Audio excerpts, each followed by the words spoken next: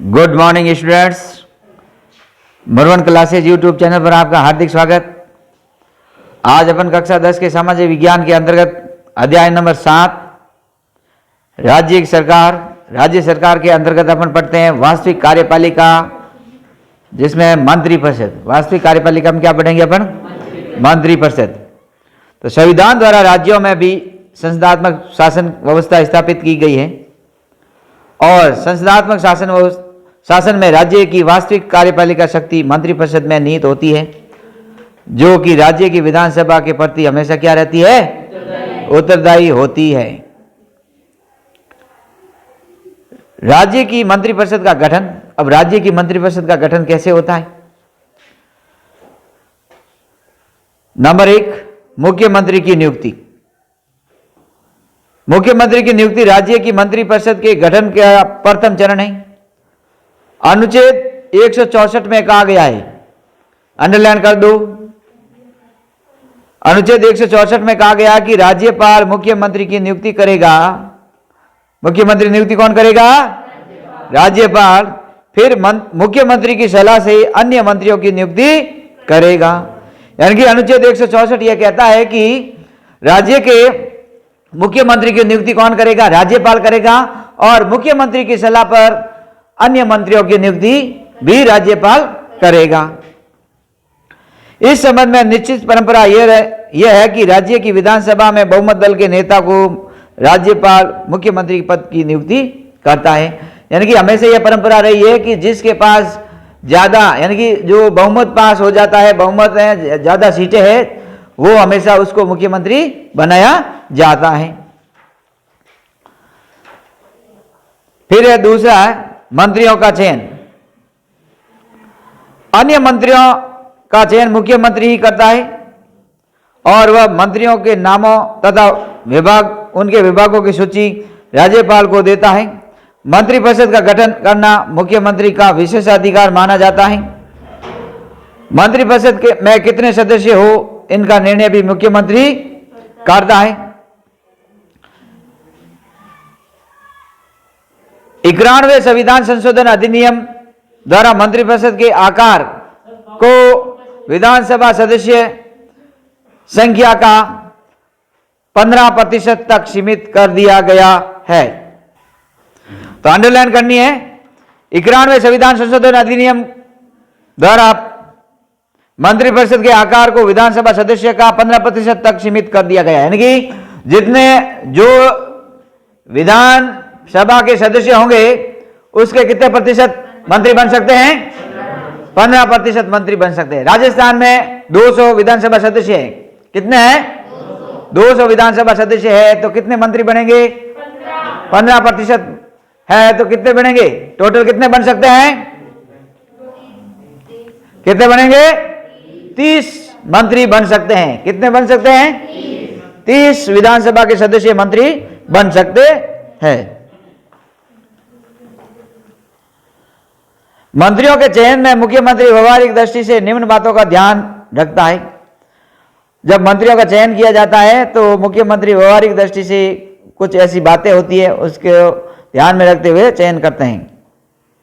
Number 1, राज्य के सभी क्षेत्रों वर्गों को मंत्रिपरिषद में न्याय संगत ढंग से प्रतिनिधित्व दिया जाता है।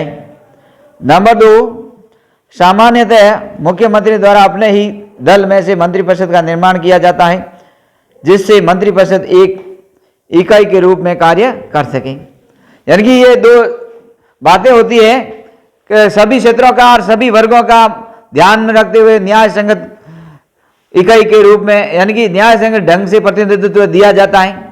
दूसरी बात यह है कि सामान्यतः मुख्यमंत्री अपने ही दल के नेताओं को ही मंत्री बनाते हैं, विपक्ष के नेताओं को मंत्री नहीं बनाया जाता है। अगर उनको बना दिया जाता है तो अपने दल वाले टांग खींचने लग जाएंगे। तो ऐसे ही क्या होता है, अपने दल के ही सदस्यों को मंत्री बनाया जाता है और वो एक इकाई के रूप में कार्य करते रहते हैं।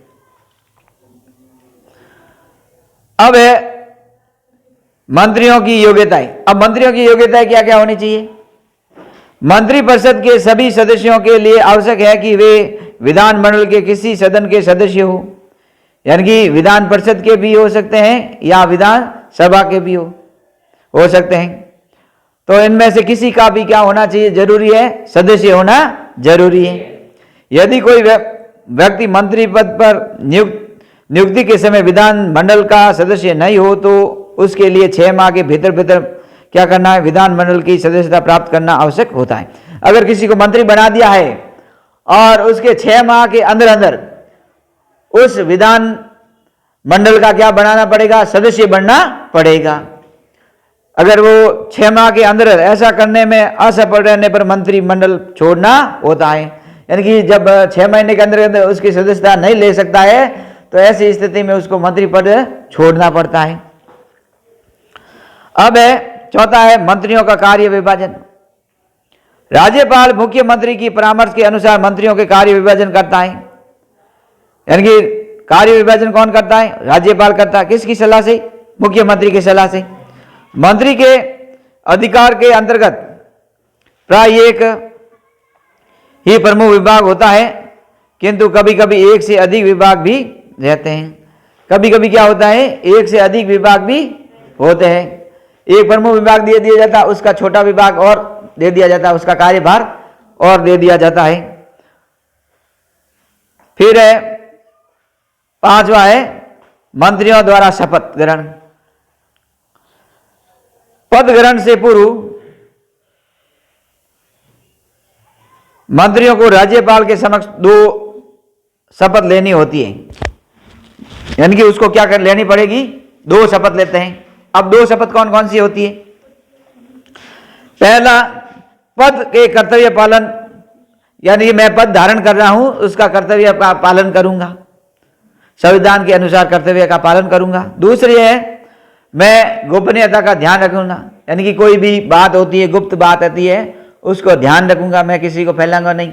अगर मंत्रिमंडल में फैसला हो गया कि आज अपने को उस वस्तु की रात 12 बजे के बाद उस वस्तु का भाव बढ़ा देना है, तो ये बात मंत्रिमंडल के जो मेन होते हैं मंत्री, उनको ही पता होनी चाहिए। अगर वो गुप्त नहीं रखी जाती ऐसी बातें तो क्या होगा, 12 बजे से पहले सारा लोग उसी चीज को खरीद के रख देंगे, हैं, जिससे क्या पब्लिक में और लोगों में हो हा हो जाएगी, उस वस्तु के पीछे पड़ जाएंगे और काला बाजारी हो सकती है। पता चल जाता है तो काला बाजारी हो जाती है, लोगों को वस्तु मिले ही नहीं। तो इसलिए देखते हैं कभी कभी पेट्रोल के भाव या गैस टंकी के भाव रात्रि 12 बजे के बाद बदलते हैं।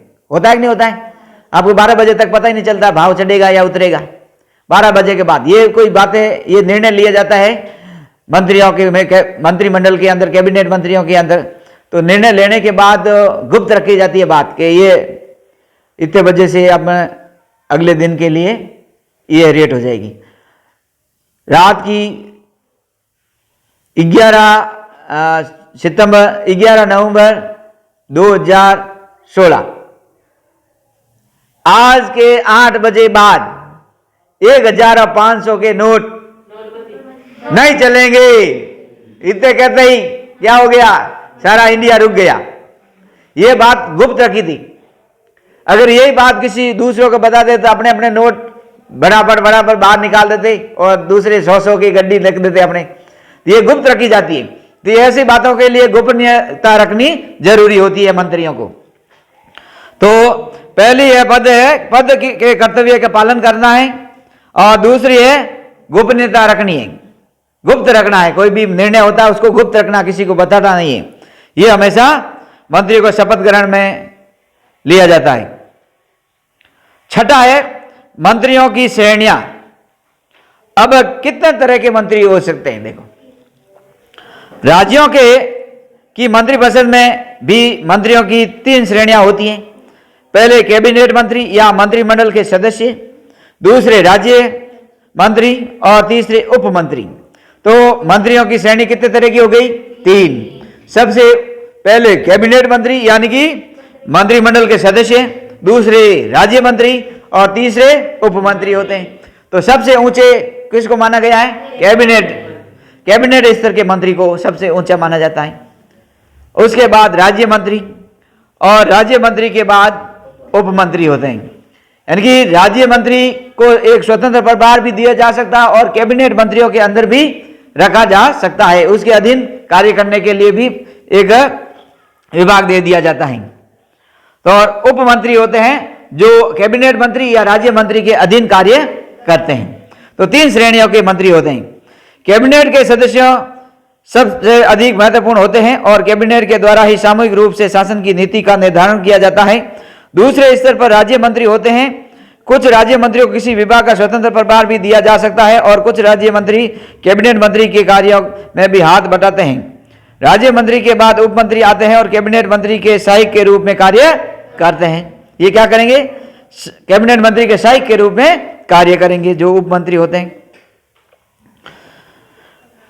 7वां है मंत्रिपरिषद का कार्यकाल। अब मंत्रिपरिषद का कार्यकाल कितना होता है?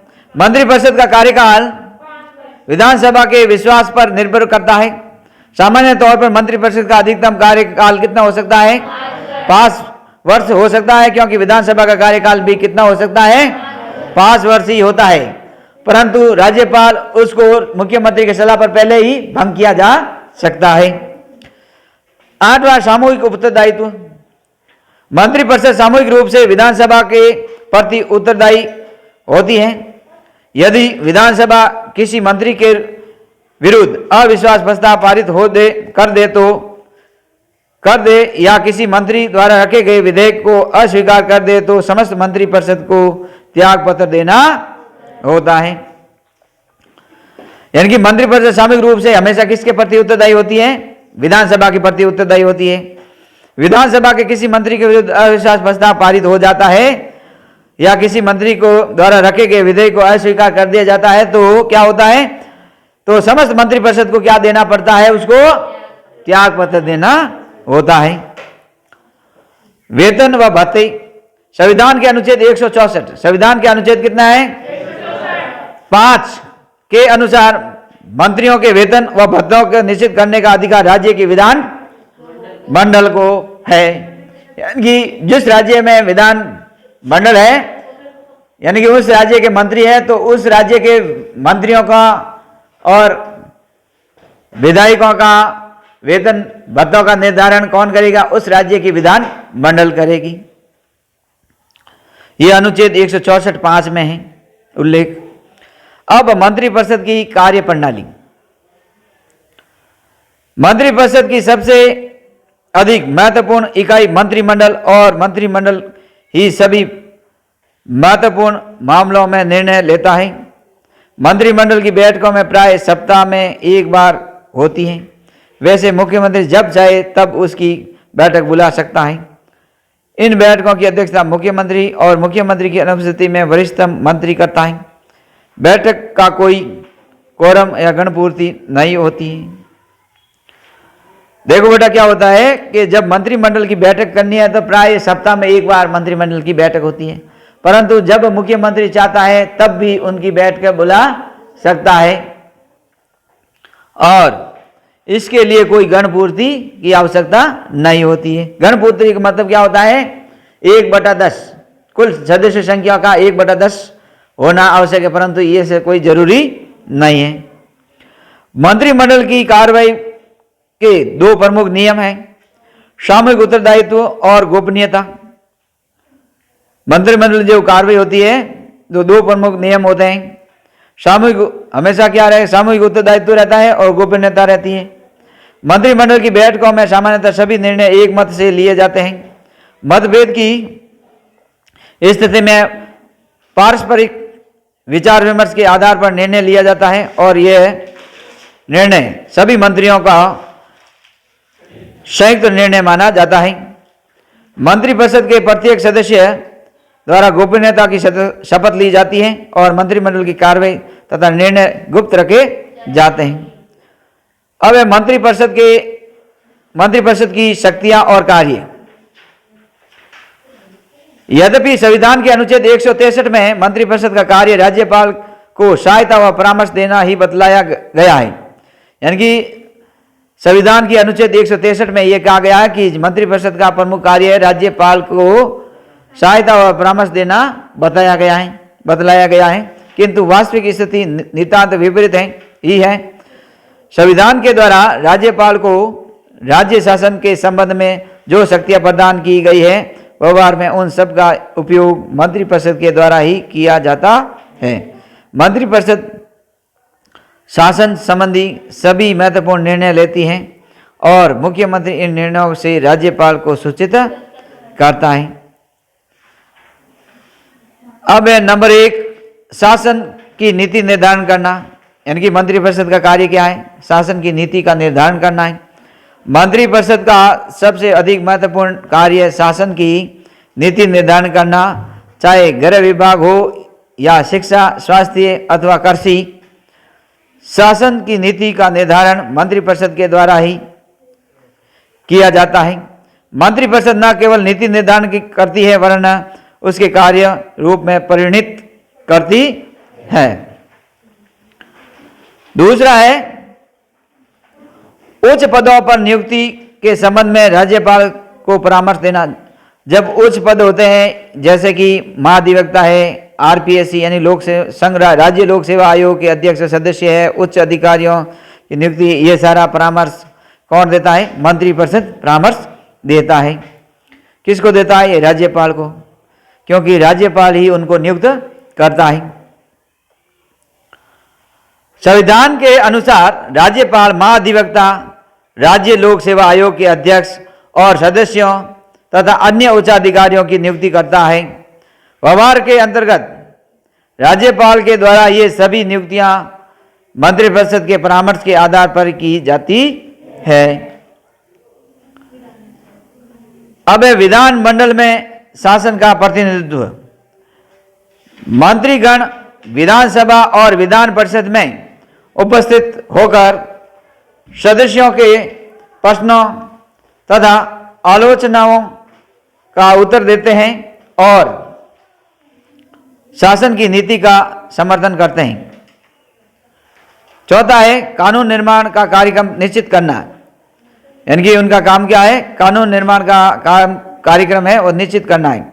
मंत्रिपरिषद न केवल शासन वरन कानून निर्माण के क्षेत्र में भी महत्वपूर्ण भूमिका अदा करते हैं।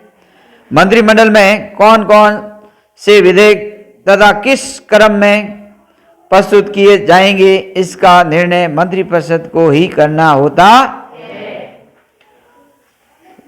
नंबर 5, बजट तैयार करवाना। राज्य का वार्षिक बजट वित्तीय वर्ष के आरंभ होने से पूर्व वित्त मंत्री द्वारा विधानसभा में प्रस्तुत किया जाता है। यह बजट मंत्रिपरिषद द्वारा निश्चित की गई नीति के आधार पर ही तैयार किया जाता है। बजट को पारित कराने का उत्तरदायित्व भी मंत्रिपरिषद का ही होता है। तो ये था अपना मंत्रिपरिषद के कार्य एवं शक्तियां। उसके बाद अपन पढ़ते हैं राज्य का मुख्यमंत्री, यानी कि मुख्यमंत्री का कार्य, मुख्यमंत्री कैसे नियुक्त होता है और उनके पास क्या क्या शक्तियां होती हैं। मुख्यमंत्री, राज्य की मंत्रिपरिषद का प्रधान को मुख्यमंत्री कहा जाता है, यानी कि जो राज्य का प्रधान होता है उसको क्या बोला जाता है? मुख्यमंत्री कहा जाता है। मुख्यमंत्री राज्य की कार्यपालिका वास्तविक प्रधान है, अतः राज्य के प्रशासनिक ढांचे में उसे लगभग वही स्थिति प्राप्त है जो केंद्र में किसकी है? प्रधानमंत्री का। यानी कि केंद्र में तो प्रधानमंत्री होता है, राज्यों में मुख्यमंत्री होता है। ये दोनों की स्थिति एक जैसी होती है। मुख्यमंत्री की नियुक्ति। अब मुख्यमंत्री नियुक्ति कैसे होती है? संविधान के अनुच्छेद 164 में केवल ये कहा गया है कि मुख्यमंत्री की नियुक्ति राज्यपाल करेगा। कौन करेगा? राज्यपाल करेगा। किसको करेगा? व्यवहार के अंतर्गत राज्यपाल द्वारा विधानसभा बहुमत दल के नेता को ही मुख्यमंत्री पद की नियुक्ति किए जाएगा या किया जाता है। अब मुख्यमंत्री की शक्ति और कार्य। मंत्रिपरिषद राज्य प्रशासन की सबसे अधिक महत्वपूर्ण इकाई है और मुख्यमंत्री मंत्रिपरिषद का प्रधान है। मुख्यमंत्री की शक्तियां तथा उसके कार्यों का अध्ययन निम्नलिखित रूपों में किया जा सकता है। नंबर 1, मंत्रिपरिषद का निर्माण करना। क्या करना है? मंत्रिपरिषद का निर्माण करना। मुख्यमंत्री का सर्वप्रथम कार्य अपनी मंत्रिपरिषद का निर्माण करना होता है और मुख्यमंत्री मंत्रियों का चयन कर सूची राज्यपाल को देता है, उस जिसे राज्यपाल स्वीकार कर लेता है। मंत्रियों के चयन में मुख्यमंत्री कुछ सीमा तक अपने विवेक के अनुसार ही कार्य कर सकता है। अब मंत्रियों में कार्य का बंटवारा और परिवर्तन। मुख्यमंत्री मंत्रिपरिषद के अपने सहयोगियों के बीच विभागों का बंटवारा करता है। एक बार मंत्रिपरिषद के निर्माण व उसके सदस्यों में विभागों का बंटवारा कर चुकने के बाद भी वह जब चाहे तब मंत्रियों के विभागों तथा उसकी स्थिति में परिवर्तन कर सकता है। यानी कि एक कार्य मंत्रियों के बीच में विभाग क्या क्या देना है, कौन कौन से विभाग किसको देना है, ये सारा कार्य किसका होता है? मुख्यमंत्री का होता है। और किसको मंत्री पद से हटाना, ये भी कार्य कौन करता है? मुख्यमंत्री करता है।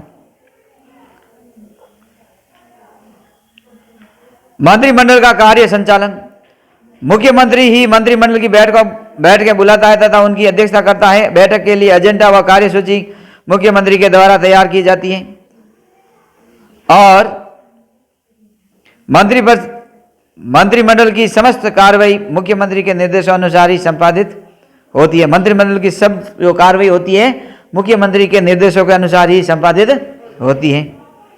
अब है शासन के विभिन्न विभागों में समन्वय। मुख्यमंत्री इस बात का प्रयत्न करता है कि शासन के सभी विभाग, दूसरे शब्दों में मंत्रिपरिषद, एक इकाई के रूप में कार्य करें। यदि मंत्रिपरिषद के 2 या अधिक सदस्यों में किसी प्रकार के मतभेद उत्पन्न हो जाए तो उनके द्वारा उन मतभेदों को दूर कर सामंजस्य स्थापित किया जाता है। ये किसके द्वारा होता है? मुख्यमंत्री के द्वारा होता है। अब है मंत्रिपरिषद और राज्यपाल के बीच में संबंध स्थापित करना। जैसे कि मंत्रिपरिषद और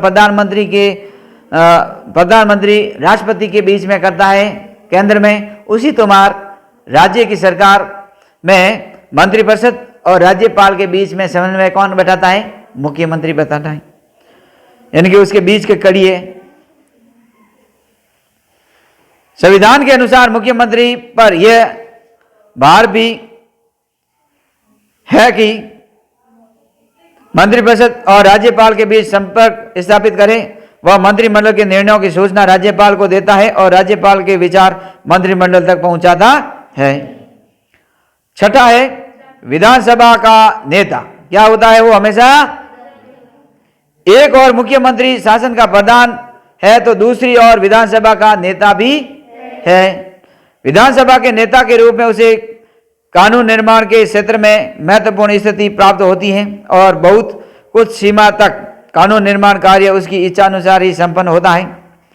विधानसभा के नेता के रूप में वह राज्यपाल को विधानसभा भंग करने का परामर्श भी दे सकता है। तो इस प्रकार अपन क्या पढ़ा था? मुख्यमंत्री और मंत्रिपरिषद, उसके कार्य शक्ति, मुख्यमंत्री की कार्य शक्ति। तो उसके बाद अपन अध्ययन क्या करेंगे? उच्च न्यायालय। क्या करेंगे? अगला टॉपिक क्या होगा? उच्च न्यायालय, जिसमें उच्च न्यायालय में न्यायाधीशों की योग्यता है, न्यायाधीशों की नियुक्तियां हैं, न्यायाधीशों की शक्तियां हैं। ये सारा अपन अगले टॉपिक में पढ़ाया जाएगा। मनोरंजन क्लासेस यूट्यूब का चैनल अच्छा लगे तो आपको क्या करना है? सब्सक्राइब करना है, लाइक करना है, शेयर करना है और कमेंट करते रहना है, जिससे कि अपने को पता चलेगी कि अपने में क्या कमी है। एक बार सभी का धन्यवाद। Thank you.